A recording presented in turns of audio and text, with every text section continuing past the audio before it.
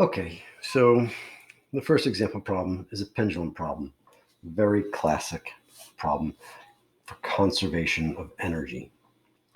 Okay, the big pictures here is going to be the potential energy at this point become kinetic energy at that point.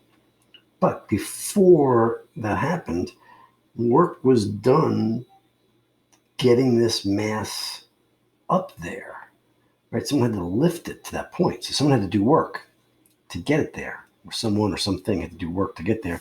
And that's what this first question is: determine the amount of work done by the student raising this to this height.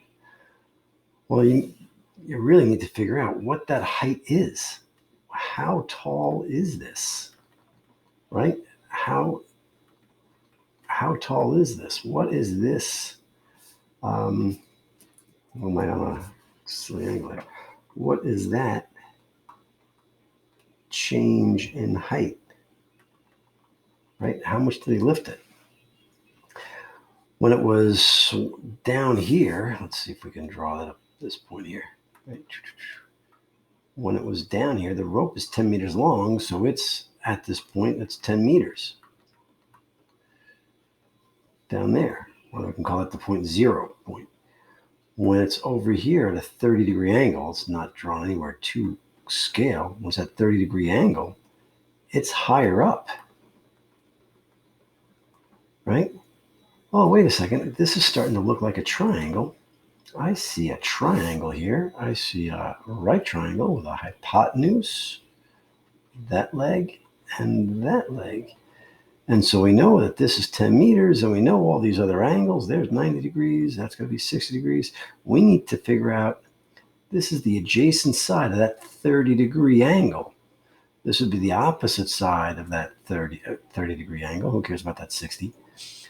So cosine 30 degrees equals the adjacent side over the hypotenuse, which is 10 meters, or the adjacent side, the side that we're kind of interested in, equals 10 meters times the cosine of 30 degrees.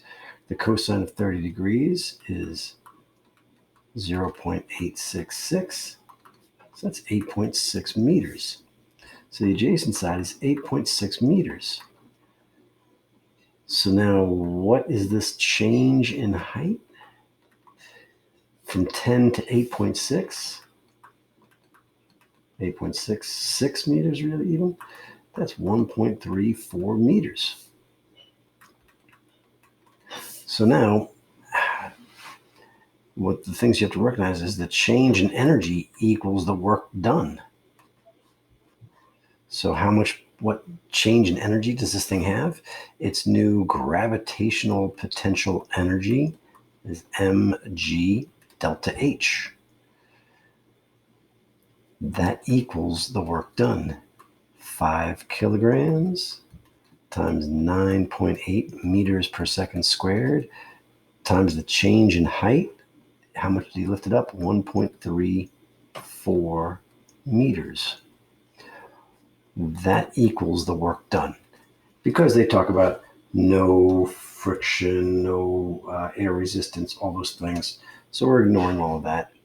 In the perfect world, energy is completely conserved. Okay, never lost to friction or anything like that. So you go 5 times 9.8 times 1.34, and you get 65.66 joules. That's the unit for the work. Now, where does another idea for joules, I just want to take a second to point out, you're multiplying a kilogram times meters per second squared. That is a Newton, and then you're multiplying that by the meters, right? You're taking kilograms by meters per second squared, and then you're multiplying that by a meters. So a Newton meter is what we call a joule. Or you could say it's a kilogram meters squared per second squared. That's a joule.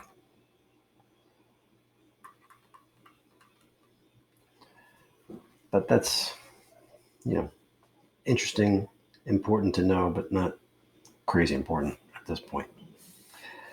But you have to recognize how much the change in position of this thing, the vertical position, that is the potential energy due to gravity. Your reference tables calls this gravitational potential energy, U sub G. Now we'll know, determine the speed of the mass as it goes to the bottom spot here.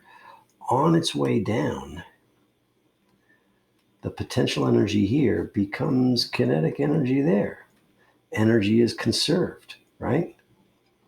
So basically what we've got potential energy of gravity is going to be becoming kinetic energy. So our 65.66 joules is going to be converted perfectly, because we're ignoring friction and all those other things.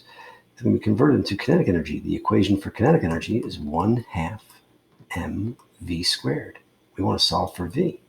We know the mass of 65.66 joules equals 1/2 times 5 kilograms times v squared. 65.66 joules equals 2.5 kilograms times v squared. Divide both sides by 2.5 kilograms.